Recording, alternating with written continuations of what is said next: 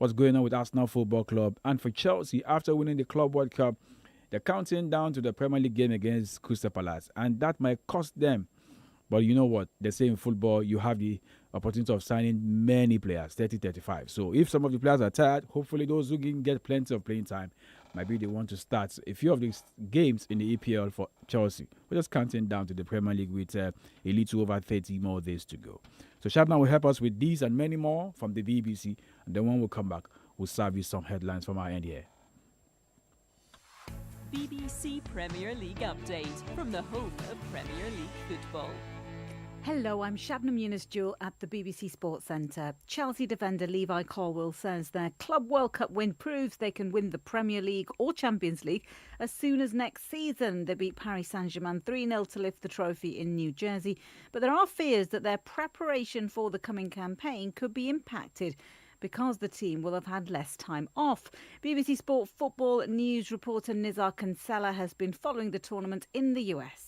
That's the unknown here for Chelsea. They're going to only have 2 weeks to get ready for, less than 2 weeks to get ready for that Crystal Palace game on the opening day on the 17th for them of August. And that might be where the cost is counted, because if they start, the season slowly, we'll be looking back on this tournament and thinking, how did this impact them? Newcastle have made a move to sign Eintracht Frankfurt striker Hugo Ekitike. The Frenchman is likely to cost over $90 million. Arsenal, meanwhile, are closer to signing the Valencia defender Christian Mosquera after he agreed personal terms with the club. The fee for the 21-year-old is around $20 million US. Arsenal are also close to completing a deal with Sporting for striker Victor Gyökeres and are hoping to complete a deal inside the next 24 hours for €73.5 million. That's over $85 million. And Axel Tuanzebe is suing his former club Manchester United for alleged negligent medical advice. The defender, who joined Burnley earlier this month, filed a legal claim with the High Court last week. It relates to a period from July 2022 involving an unknown injury and is considered a high-value claim. Tuanzebe is a former England under-21 international who now represents DR Congo. And for more football news from the BBC, go to bbc.com/football. BBC Premier League update from the home of Premier League football.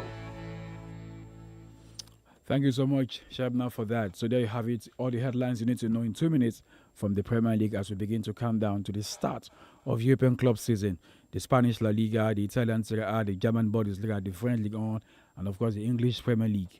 But a few clubs have been taking part in a few friendly games, and we'll get to see more as clubs will be heading straight for some preseason tournaments in a couple of days. I learned that if you have already been playing some games. Okay, so let's talk about how the women are faring on the continent.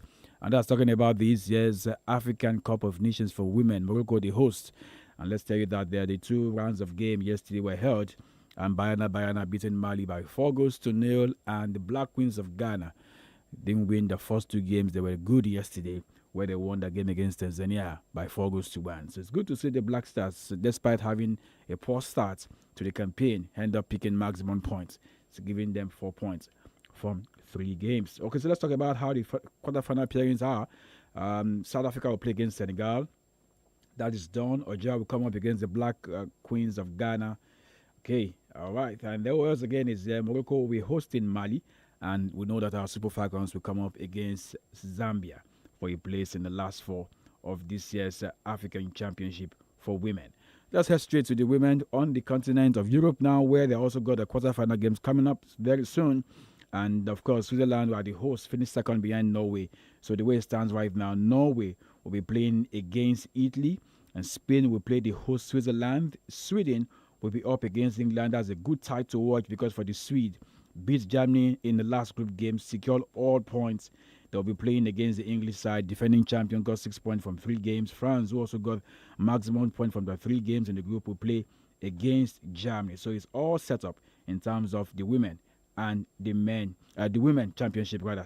Talking about how the women are preparing for this one, the quarterfinal games for the Women European Championship and for the CAF African Cup of Nations. Let's talk about system with women now. Yes, we know we're done with XW19. How it all went down in London, Wimbledon to be precise, and 𝐒𝐈𝐒 was the champion. Let's just tell you that the WTA rankings released in the last few hours shows that Aryna Sabalenka from Belarus, the Belarusian, still top in terms of the WTA power ranking. Coco Gauff still holds his place as second best so far in the world. And of course, the Pole, who was 8th going into the third Grand Slam for the year, as we speak right now, jumped from 8th and is now number 3 in the world. So getting closer, but half in terms of the points. Aryna Sabalenka on 12,000 plus, and the Pole is on 6,000 plus. So it's a long way to go, and we wait to see how this gets will fare. Where we head straight to Flushing Meadows in New York in the next couple of weeks. Jessica Pegula of the US comes fourth, and driver is fifth as we speak. Qin Zheng of China number 7. Amanda Anisimova finishing in the among the finalists 7, and Madison Keys 8, and Jasmine Paoli make up the 9th player, and the 10th in terms of the top 10. Paulo Badoza of Spain comes in that order. Let's see how the men are after the third Grand Slam for the year. Yannick Sinner, yes, one. He's got that hold on number 1 as we speak. Carlos Alcaraz is number 2. Zverev, who says he's looking for a new trainer and has been training with Rafael Nadal's tennis academy in Mallorca, and is hoping that Uncle Nadal will be the one to lead him going forward. From the information coming from the camp of Zverev is that Uncle Nadal's uncle, okay, let me put it that way, Tony Nadal will be the one to take him forward, and of course get some help also from talking about Rafael Nadal at a point in time. So as we speak right now, Zverev is number 3, Taylor Fritz is number 4. The American will be hoping he will have a fantastic one at this year's US Open. Didn't have a fantastic one in London. Yes, finished among the finalists, but not too good in terms of playing in the final.